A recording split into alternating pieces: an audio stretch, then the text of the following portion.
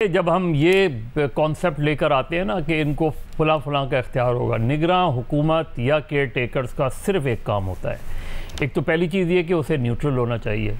Neutral से मुराद हमारे यहाँ अजीब व गरीब डेफिनेशंस आजकल दी जा रही हैं पॉलिटिकल पार्टीज़ की तरफ से, वो लोग जो इसको डिफेंड कर रहे हैं कि जी अगर तमाम पार्टीज़ का इत्तेफाक राय किसी शख्स पर हो जाए तो वो न्यूट्रल कहलाएगा। अब ये अजीब व गरीब डेफिनेशन है, चाहे उसका ताल्लुक़ किसी भी सियासी जमात से हो।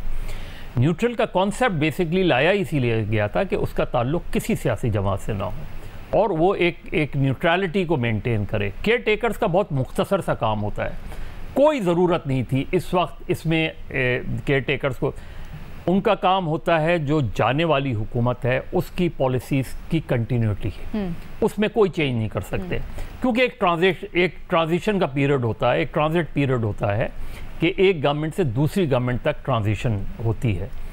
वो बेसिकली जिस तरह डे टू डे अफेयर्स होते हैं उनको लुक आफ्टर करना, कुछ एडमिनिस्ट्रेशन को लुक आफ्टर करना, इससे ज़्यादा कोई जाहिर है जो केयर टेकर्स हैं वो कोई IMF से अगर किसी गवर्नमेंट ने मुआहिदा किया है उसमें कहीं वो इफ़ एंड बट्स नहीं लगा सकते।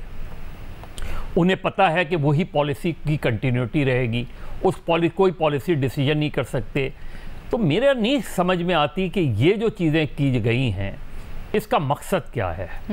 क्या इसका मकसद ये है कि केयर टेकर्स को कुछ ज़्यादा टाइम दिया जाए, कोई इकनॉमिक, क्योंकि अगला जो IMF का जो आना है वो नवंबर में आना है और इसको और आगे तक ले जाया जाए।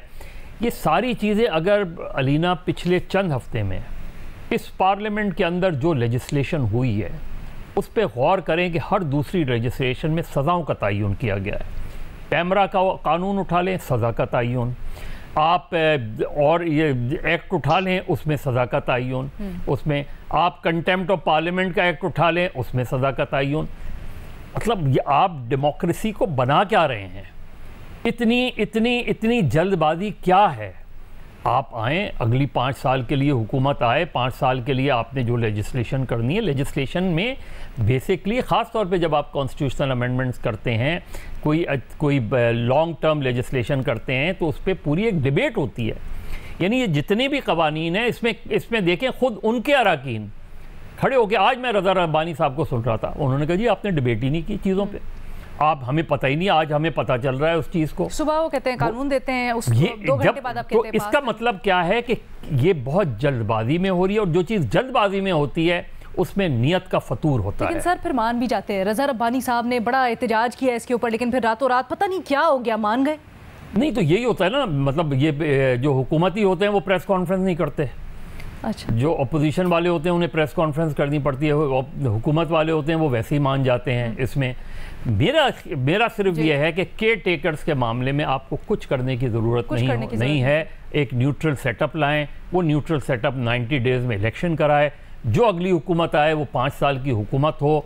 हमारे यहाँ तो मसला ये है कि हमारे यहाँ ज़्यादातर 2 अदवार के अलावा तमाम अदवार केयर टेकर्स ही रहे हैं, चाहे वो पीपल्स पार्टी के अदवार हों, केयर टेकर सिवाय एक 2008 से 2013, मुस्लिम लीग के अदवार केयर टेकर्स चाहे 2013 से 2018।